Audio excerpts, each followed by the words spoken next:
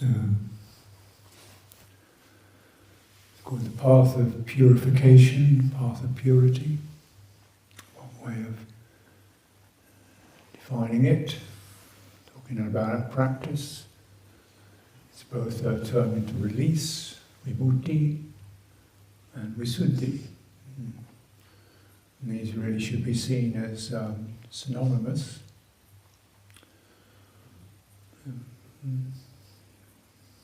And when the heart is purified, it's released from impurity. And impurity is always some biasing, some hanging on, some favouring, some distaste. You know, the root of it is a sense of not just like unpleasant behaviour, but uneven mind states that are surging, pushing, struggling, grasping, resisting. Yeah. And what's the root of that? What's the root of that?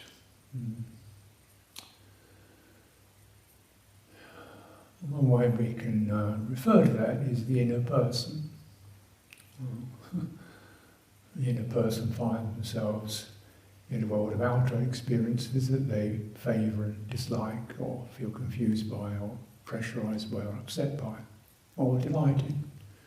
Inner person then is constantly defending, reaching out, worrying, and so forth. This division.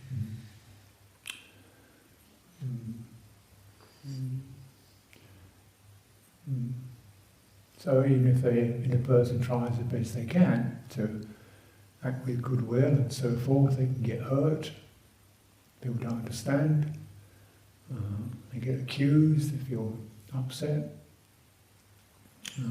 As the outer isn't something the inner person can really, have a lot of say over. And this is their problem. So they try to maybe get out of it, escape from this world, which is understandable, but in practice doesn't happen. At least not through aversion, but basically through dismantling the boundary, or not objectifying the boundary. So naturally, when the Buddha talked about cultivating internally, externally, he did certainly recognize there are these two domains.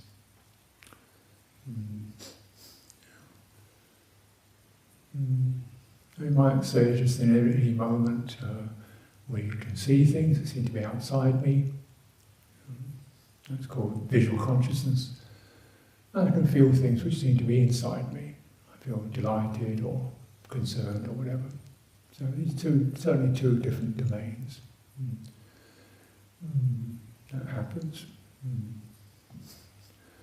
And yet, if we're mindful of that, we can recognize that, well, actually I can't really guarantee what I'm seeing is actually true, and whether my responses are actually biased in some way also I'm not entirely clear about. It could be just me being a bit neurotic or expectant or worried or whatever. So let's just hold them together and see what happens. How do you do that? You have to spread quality of unbiased awareness over it all. So for that moment we give up the expectations of being approved of, or getting ahead, or understanding. Just give that up, because that's a bias. How is it? Just how is it? perceptions, people, forms, shift and move and change. Inner qualities, flow and change. Yeah. And maybe some potential rises to do something, or make something firm, or hold on to something, form an opinion. Could that inclination also be just relaxed? We abide in this kind of ongoing uncertainty.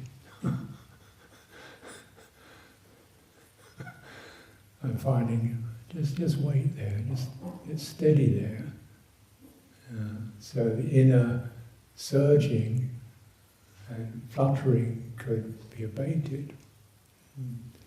How is it abated? Because instead of being an inner person who seeks security, we abandon the inner person. We say, it's like this now. That's not getting away from the topic, it's just reframing the experience. It's like this now. And out there like that now. I mean, it's kind of spread awareness over all that. Right?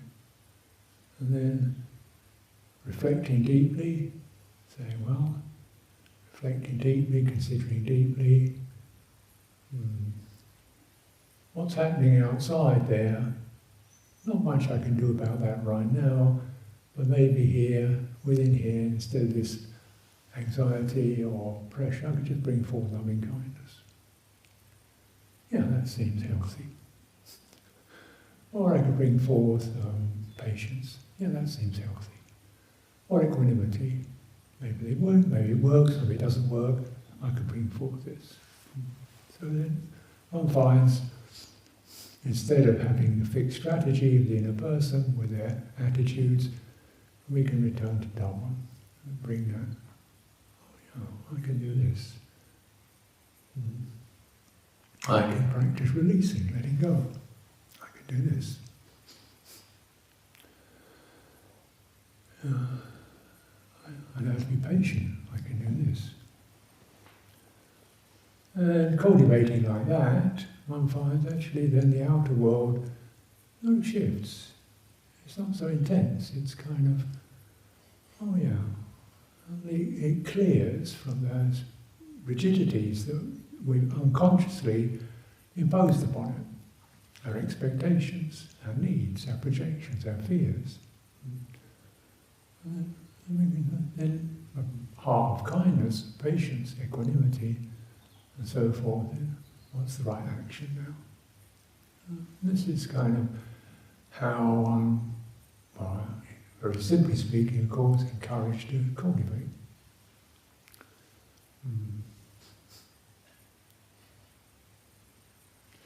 The uncultivated mind will tend to see the perceptions of experience as being actual reality, and get into its fixed reflexes, also become fixed. My internal reflexes I'll prevaricate, I'll dither, I'll procrastinate, I'll put on a show or something or other. You get these kind of fixed perceptions externally, right? The fixed reflexes and responses internally. And so the scenario is perpetuated. No release, no liberation. The inner person remains where she is or he is, and carries that message around and projects it or experiences it in another context which is liable to trigger those same reflexes. It's called samsara. Samsara, endlessly going round and round, wheel spin. How to break this? You have to purify the citta from the inner person. Because the inner person is not really an entity anyway, it's a series of habitual reflexes and responses. Understandable, heart gets conditioned by fear, agitation, by what happens. We get unpleasant contact, we get lack of nourishing experiences, lack of trust, lack of sympathy, violent accusations, these kind of things happen. And so the citta just has to do the best it can to defend or obstruct or wriggle out. So it adopts these avoidance strategies. Totally understandable. No room for blame in all this. Blame is not a helpful response to anything. Doesn't fix anything, doesn't cure anything, just entrenches the pain. Oh yeah, here's a habitual response. Time to pause. Check. So in one way one begins to reveal one's habitual responses, reflexes of the inner person, and through releasing those, the personal profile begins to become much softer, much more lightly penciled in, no longer such a big imprint. And the biasing and the angling and all that kind of stuff sort of begins to fade out and release. The heart, which is the inner domain of the mind, is released.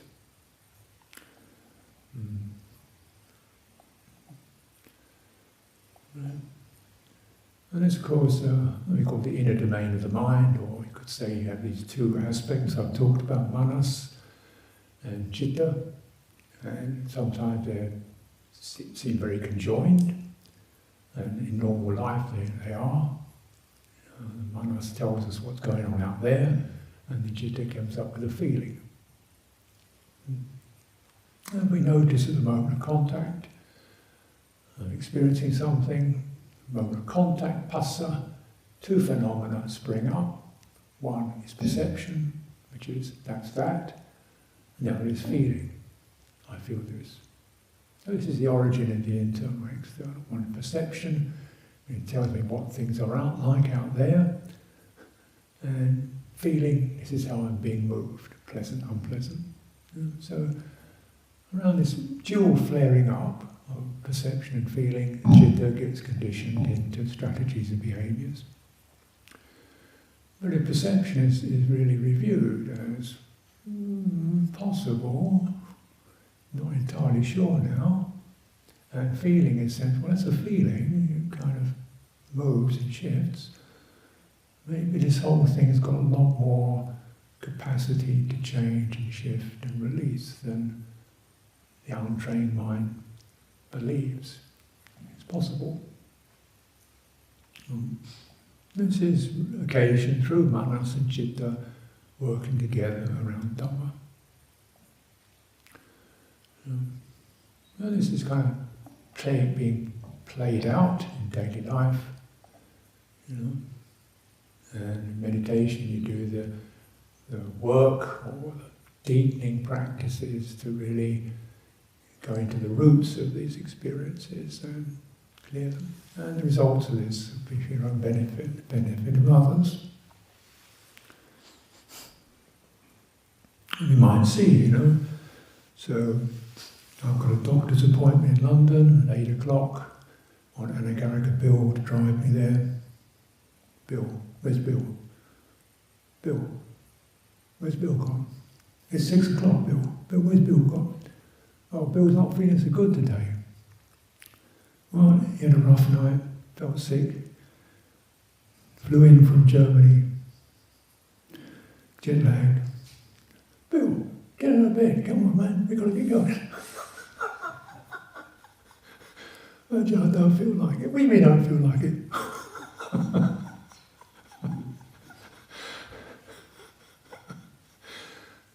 Get Joe, where's Joe? I don't know, Joe's cooking. Joe, can you try? I can try, John. Good attitude, Joe, but let's get realistic. You've never driven a car before, I like the attitude, but it's using your wisdom faculty, so maybe I just give up the doctor's appointment. Oh. I can do that, the other option. Rather than just tracking one's perceptions and expectations. against one's internal pressures and expectations. Very useful. And realizing that the option, just release. Release. Okay. And then Sid comes along. Oh, I don't know, do you want to go to London? Well, I've got my car here. Hop in. Great. Wonderful.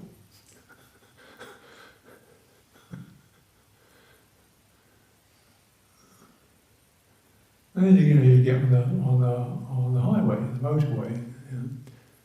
You go, I've got to get to London at 8 o'clock. The traffic, get to London at 8 o'clock. Doctors, got to get to London at 8 o'clock. Go to London. You know, how many people are doing that? Yeah. When actually the more accurate perception might be, I'm inside a steel box, driving about 60 miles an hour. Those steel boxes around me. If I'm not very careful, I could have a serious accident that would kill me or other people. Both, two perceptions. Which one do you want to choose? You hold them together. Well, actually, it's a time to just be patient and let go. Rather than hold on to the ideas. So you're learning what is that can understand perception and what the mind brings in. The mind can very well bring in, I'm sick, I'm looking at the doctor, yeah. Or it could bring in, we're in a car. Which you want to bring in, And of course, this is what we need the heart to do the work of feeling the pressures of these and just release the pressures. Release the pressures, release the frustration, release the desire, release it, and just look clearly, here we are now. What's for our welfare? You, me, the driver, everybody else. Just release.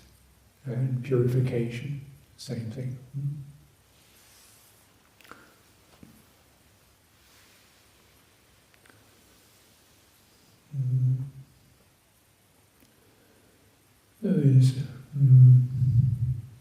So this way they work together.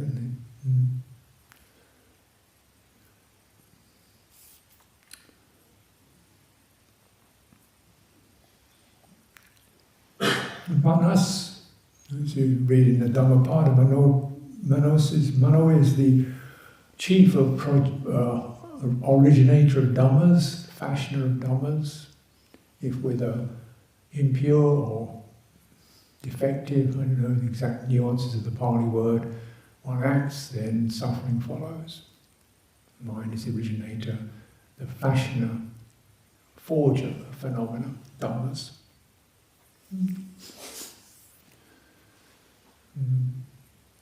But we also see, this in the Samyutta, the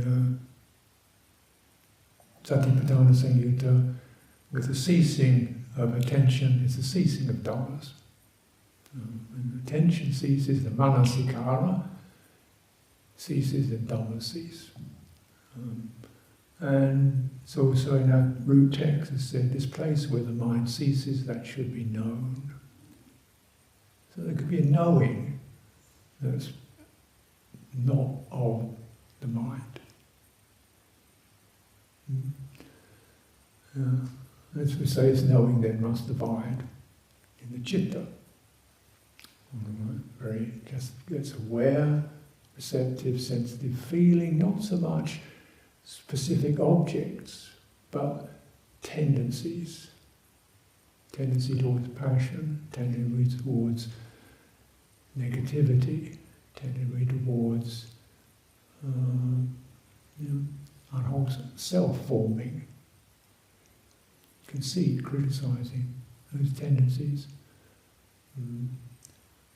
These tendencies, anutsaya, latent tendencies, then well up as asava, called floods or oga.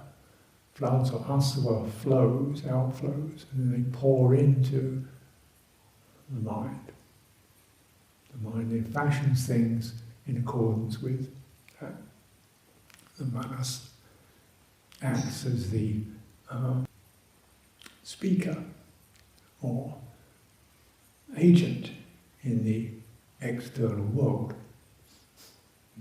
Chitta wells up and floods, and these floods pour out into consciousness.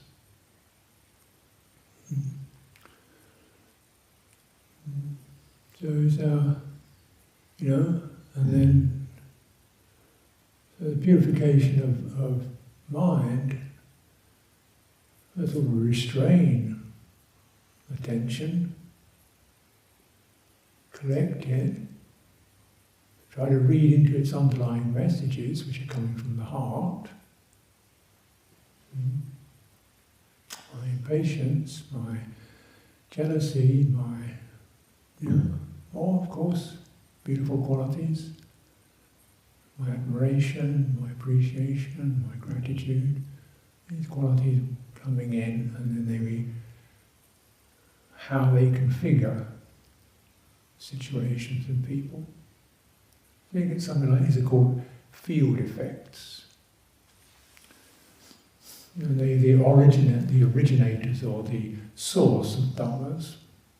Sometimes these are also called dhammas, but I think dhammas occur whenever the mind, the manas, focuses on them. So we get this welling up, and so what's that? Oh, feeling really negative.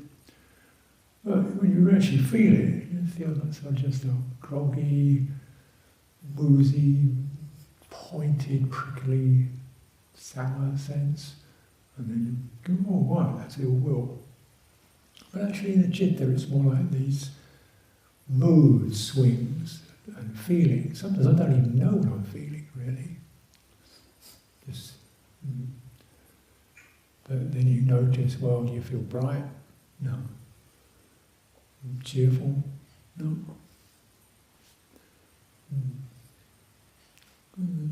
Okay.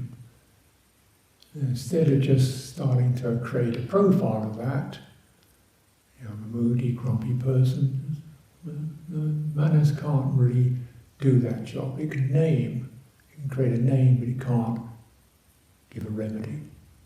Well, its remedy could be, well, just go into that and try to breathe through that, maybe feel it in your body.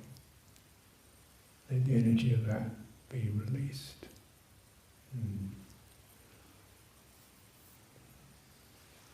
Breathing in, breathing out.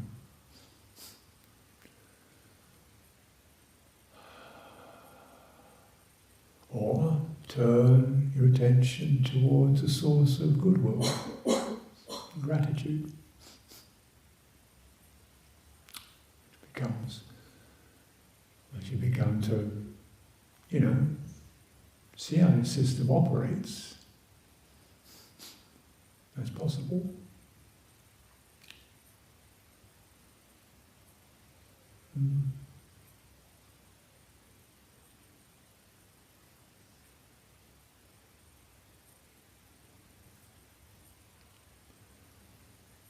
So you see, incident of trying to get to the doctor. I didn't get to the doctor, but I'm really thankful Sid was so good at coming forth. That was beautiful. I can reflect upon that. At least we tried, and we didn't have an accident.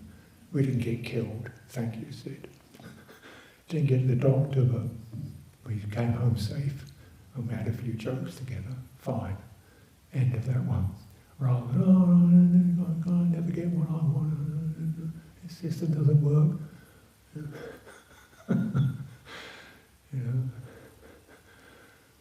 So that's much more fruitful, isn't it? When I go to a dentist, I'm just grateful anybody wants to look in my mouth. I don't want to look in it. And they seem to take a great sense of interest in the state of these choppers. And they're prepared to do something about it, and put their time and attention into doing it. I think this is amazing. And then do things that make it better. This is phenomenal.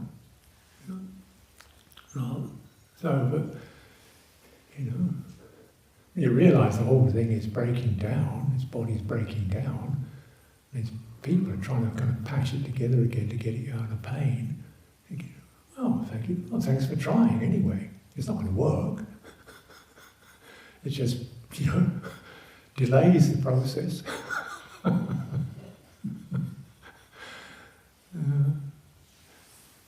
So when I was having my heart operation in Malaysia a couple of years ago, the doctor looked at me and said, well, you could have a heart attack in 5 years' time. Oh, 5 years, okay, that's nice, got 5 years. So, no, well, we could give you this operation. Oh, yeah, that's nice. Said, well, there's a percentage of, you might, die on the operating table. Oh, nice, operating table to die on. People standing around helping me. That'd be a good way to go. Much better to look at it that way rather than, oh no. If I die on an operating table, you're nice and comfy, you're warm. Probably give some anaesthetics. It's nice to have some chanting going on. You can't get it all. Well, thanks very much for trying. Because it's going to happen anyway.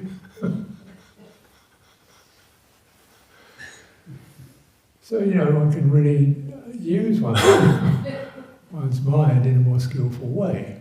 When you begin to abandon perceptions that me as in a person is immortal, free from pain, everything's going to work my way, nobody's going to disappoint me. Dream on. And how do these instincts get established? We seek security, we seek permanence, we seek comfort and happiness. Understandable, but the learning to actually get the contracted citta to come out, say it's okay, yes, there's pain. Yes, but there's also loving kindness. Yes, there's death, but there's also gratitude. Yes, there's people who are unpleasant. Yes, but there's people who are very generous and good. And you've lived a good life. Whatever they were, you don't carry rancour and bitterness. That's beautiful.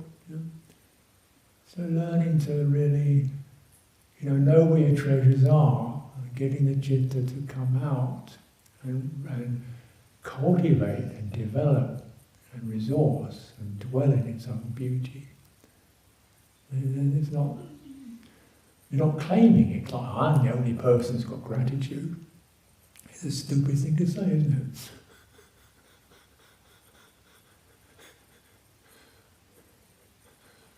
I'm the most humble person in this room. Or I'm the only person who got badly treated. I'm the one who got accused. Nobody else ever got accused, apart from me. I'm the only person who ever got betrayed. Nobody else got betrayed apart from me. Kind of like you realise that the kind of bleatings of the inner person are really quite facile and juvenile.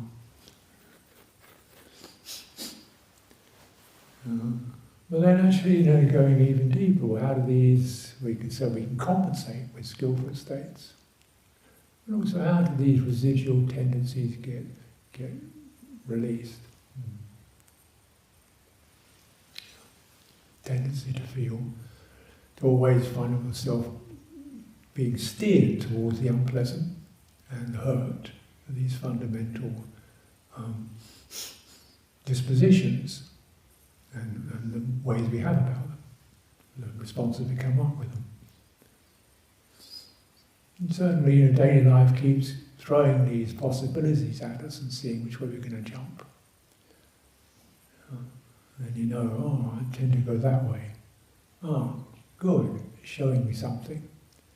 It's showing me something about the demanding quality I have, or the fearful quality I have. Oh, okay, let's look into that. Take it in. Where they cease without remainder. When the manas stops popping things in, the tension stops forming phenomena that drop in, and yet there's awareness, flows, tendencies, movements, heat, pressure, and then you're really not getting disturbed by these nagging dhammas. Consciousness barging in. You look into the qualities of citta. This is where, of course, meditation is very necessary. What we mean by meditation is what I mean by meditation. Put it that way.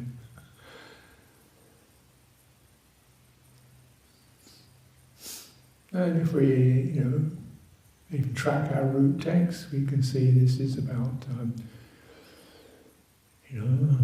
body, feeling, citta, and dhammas.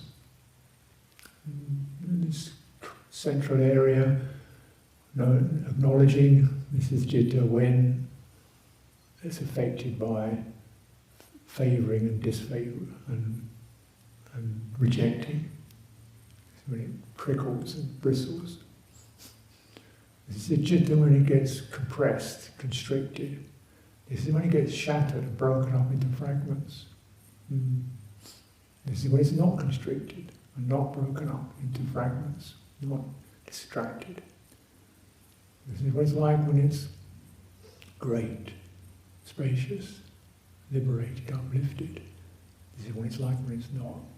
We see the various weather systems that can blow through, and the citta gets shaped and formed by that. Understanding this, knowing this, with the citta's awareness, feels what's happening, says, where does this cease? Where is this released?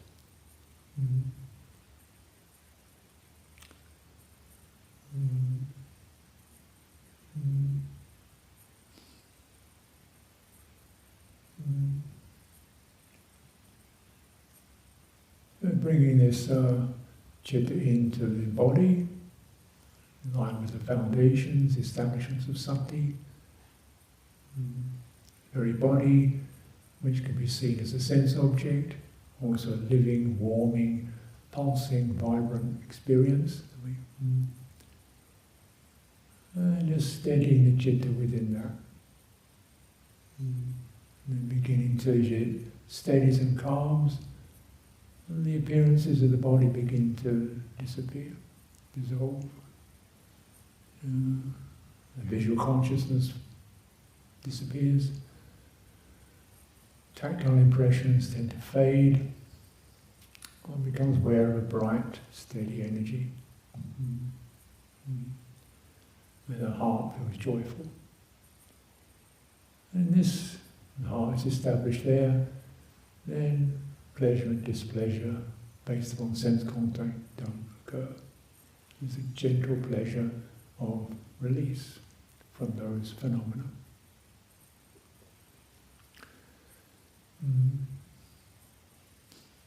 Heart made great, feeds and strengthens.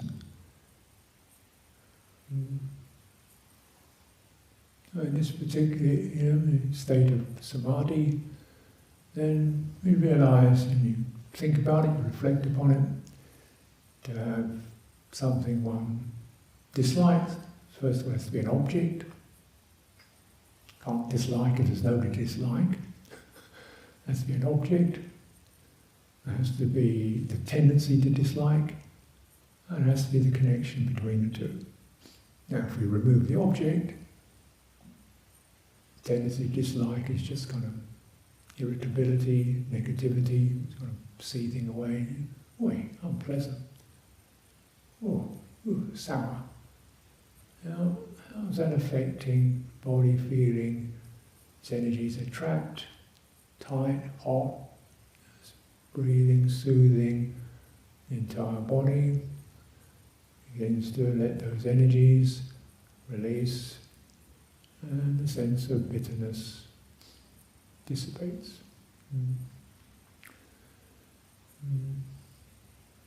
And if we've done that work, and we begin to understand the sense of bitterness or ill will is a visitor rather than the host. This is what it's like when there's no of that. Now, reviewing experience from that place where there's no ill will, then phenomena that normally would I feel annoyed by, I think, oh, that's a bit disappointing. Oh well, she's having a bad day. Everybody gets like that sometimes. More like that. More that kind of one reviews it from a place of some compassion and not ill will. So I think this area of cultivating is very important, and daily life reminds us of that. It also gives us an opportunity to actualize our kindness, our patience, our resolve, our integrity, to actualize it, so it becomes something you're living in and living with and affecting others with, and not affecting them with ill will and demanding and pushiness and obsessiveness. For our welfare, for the welfare of others, how we practice. And the roots of these experiences have to be understood and entered into. And so when we cultivate, really getting a sense of what practice is about.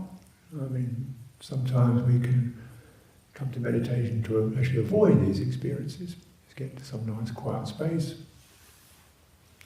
Or we can come into meditation thinking it's about attention, though attention is part of it. Part of it, yeah, but attention is really softened. Something that's just more being attentive, wakeful, rather than focusing on sensations or phenomena, being wakeful to them. It's a softer, looser kind of attention, a listening attention, rather than a staring attention. And then that kind of attention goes straight to the heart. The other kind of attention goes to the senses. And sharp attention is designed to create objects. But in the heart there are no objects. There are potencies, tendencies, flows, movements, but discrete objects are not there.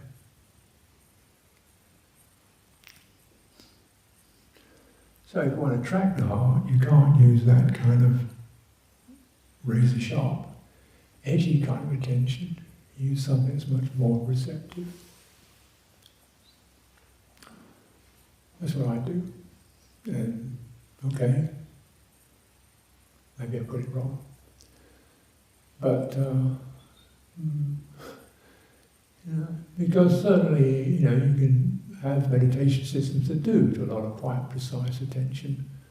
The aim being, you can notice a particular phenomenon gradually. If you get sharper and you get spaces between the phenomena. But that's kind of difficult to actualize in daily life.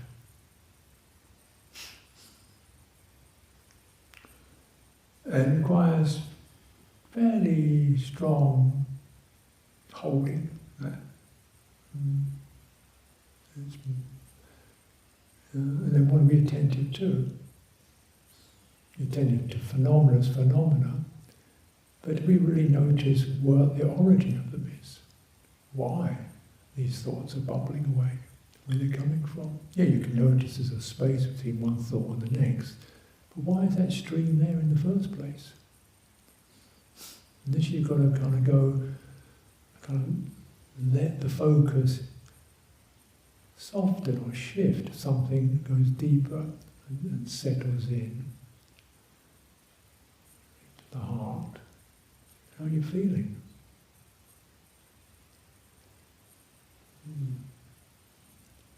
Maybe not even give a name for it, but just letting the heart Not really there yet. Steady yourself in your body, feel the stability. Feeling quite constrained, when I'm sitting in a group of people, I feel, with routines and bells, I feel quite tight. That's an understandable reaction. So feel where you feel tight, and see if that place where you feel tight, you could possibly just relax there, and let your awareness widen, soften. Let it widen and soften until you experience a sense of, oh yeah, okay, all right, stable now. Because heart doesn't actually live inside a body. It's not limited to this outer edges of the skin. And we do sense an external. Okay, then in our situation, we have the great benefit of, the external domain, whether it's people or not, is basically a domain you can feel some trust in. You may not know everybody, but you can sense people in the monastery, 99% of them, most of the time, are doing, you can trust it. So that's great, tune into that.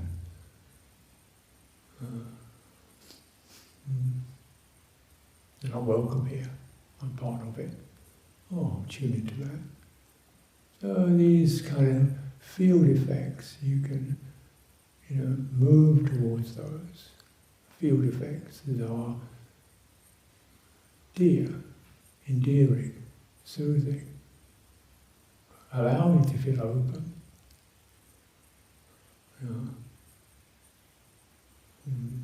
Nobody's badgering me, nobody's going to accuse me, nobody's going to give me a certificate of red lines on my report sheet. All the things that happen in group situations, when you're at school or the job or whatever. No, this is a different field. What's it like? Releasing. A field effect of refuge and trust. Welcome. It's okay. Moment at a time. Moment at a time. Let the ripples of disease move and shift. Of course, everybody gets that. Wide and soften. The ripples begin to move through and recede. And then you open into something very steady, supportive. And the phenomena tend to fade.